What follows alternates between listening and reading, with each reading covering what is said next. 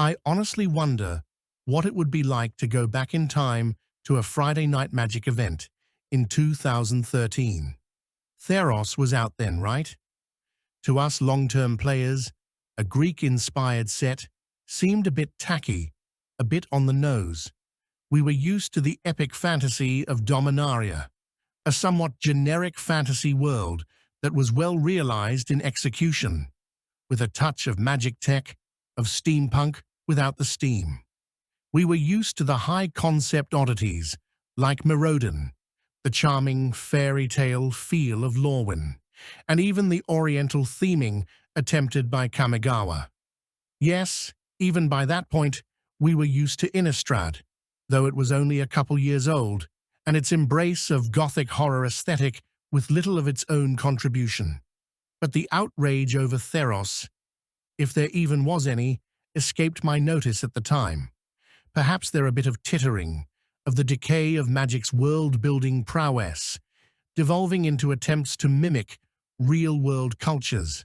Perhaps, maybe a bit. Can you say that it is anywhere close to as bad as what we have now? Is it even on the same order of magnitude? Imagine taking this latest abomination, a goddamn fucking SpongeBob SquarePants secret lair, back in time to 2013. Those were the days of using MTG Cardsmith and Magic Set Editor to make silly cards that they wouldn't even print in an unset. Using the program to make memes, to make joke cards, or just absolute abominations, dadaistic homages to the game we all know and love. That is what this SpongeBob card looks like. It looks like a joke. It looks like a fucking David Lynch movie's take on Magic the Gathering, honestly.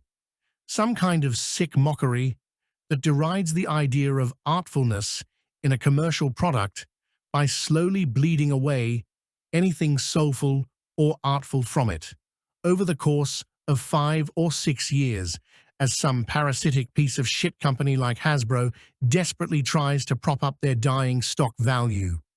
And yes, Hasbro is a bunch of cocksuckers. Fuck Hasbro, fuck Wizards of the Coast, we get it. We get it.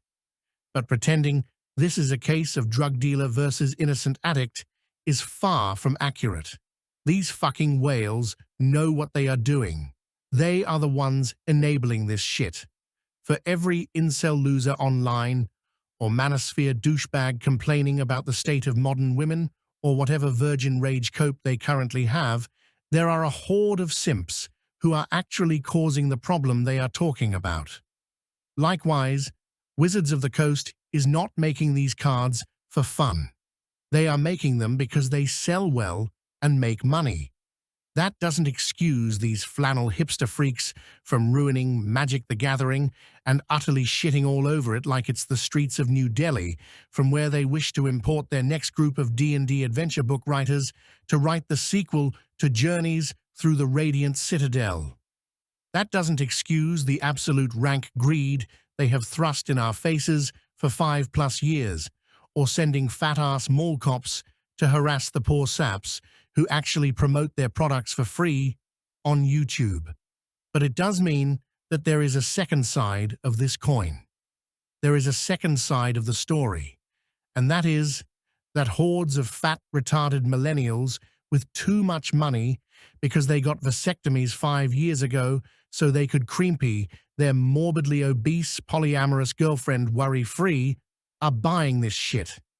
Yes, it is hecking-hugging epic SpongeBob. Don't we all love this precious childhood memory? Don't we just need to spend $29 or $39 or however the fuck many dollars on this shit? I bet some of these cucks bought a half dozen of these. If you did, you should delete yourself. Yes, you actually should just self-delete. Fuck you. Fuck you for ruining this game, and fuck everyone who supports this secret lair. Of course, this garbage has been going on for a while now, but this is a new low, and each time we reach that, it is important to look back in time. Think about 2013. Think about arriving as a time traveler from the future, holding these goddamn SpongeBob SquarePants magic cards in your hand. what would the reaction be? I think that the disbelief at the fact that Wizards of the Coast actually printed this kind of shit would be greater than that of the arrival of a literal time traveler. I think they would have a lot of questions at the very least. Like why?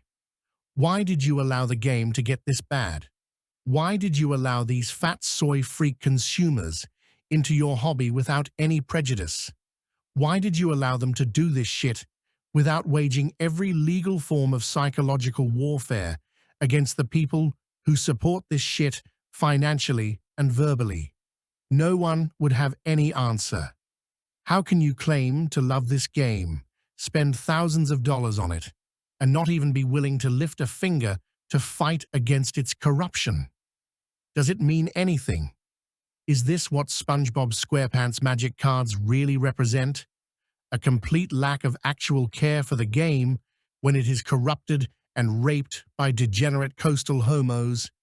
A damning indictment indeed.